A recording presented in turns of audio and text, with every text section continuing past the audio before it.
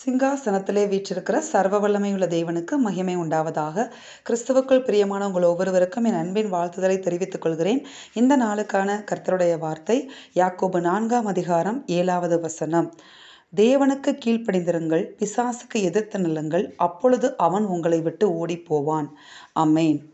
கர்த்தர் இந்த இடத்துல ஒரு பெரிய சத்தியத்தை நமக்கு சொல்லிக் கொடுக்க விரும்புகிறார். ஆமென்.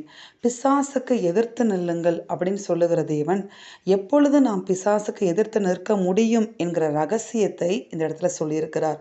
முதல்ல தேவனுக்கு கீழ்ப்படிந்திருங்கள். அதாவது நம்மை அழைத்து, நம்மை ரட்சித்து, நம்மை அபிஷேகித்து அவருடைய பாதையில் தேவன் நடத்தி கொண்டு இருக்கிறார். அவருக்கு நாம் கீழ்ப்படிந்திருக்க வேண்டும் என்று தேவன் எதிர்பார்க்கிறார். ஆமென்.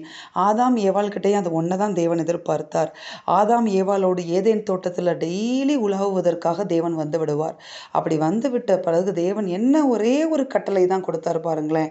நிறைய கட்டளை கூட கொடுக்கல, ஒரே ஒரு கட்டளை தான். அந்த தோட்டத்தின் நடுவில் இருக்கிற அந்த நன்மை தீமை அறியத்தக்க அந்த மரத்தின் கனியை மாத்திரம் நீ புசிக்கக்கூடாது அப்படின்னு சொல்லி ஒரே ஒரு கட்டளை தான் கொடுத்திருந்தார். அந்த கட்டளைக்கு அவர்கள் கீழ்ப்படியணும். மற்ற எல்லா விருட்சங்களுடைய கனியையும் அவங்க என்ன செய்யலாம்னா பறித்து புசிக்கலாம். இது ரொம்ப ஈஸியான ஒரு கட்டளை தானே. ஆனால் இந்த கட்டளைக்கு கீழ்ப்படிய விடாதபடிக்கு பிசாசின் தந்திரம் உள்ளே நுழைந்தது சர்ப்பத்தின் வழியாக. அப்போ பாருங்க, அந்த கீழ்ப்படியாமை அப்படிங்கிறத, தேவனுக்கு கீழ்ப்படியாமை அப்படிங்கிறத பயன்படுத்தி தான் பிசாசு முழு மனுக்குலத்தையும் வஞ்சித்து அவனுக்குள்ள என்ன செய்து போட்டான், அவனுக்குள்ள கட்டி போட்டான். அதை நம்ம விடுவிக்க தான் ஆண்டவர் நமக்காக ரத்தம் சிந்தி, சிலுவையில் ரத்தம் சிந்தி நம்மை மீட்க வேண்டியதாக இருந்தது. ஆமென்.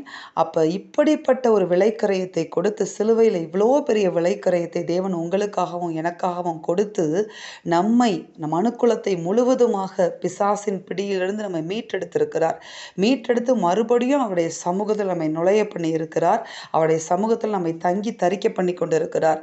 இப்படிப்பட்ட விலையேறப்பட்ட ரட்சிப்பை நாம் அசால்ட்டாக எடுத்துவிட்டு தேவனுக்கு கீழ்ப்படியாமல் வாழுகிற ஒரு வாழ்க்கையை நாம் வாழ்ந்தோமானால் நம்மை எதிர்த்து நிற்கிற பிசாசுக்கு நம்மளால் எதிர்த்து நிற்க முடியாது. நம்ம தேவனுக்கு கீழ்ப்படிந்து அவனை எதிர்த்து நிற்போமானால் அப்பொழுது அவன் உங்களை விட்டு ஓடி போவான் இருக்கிறது.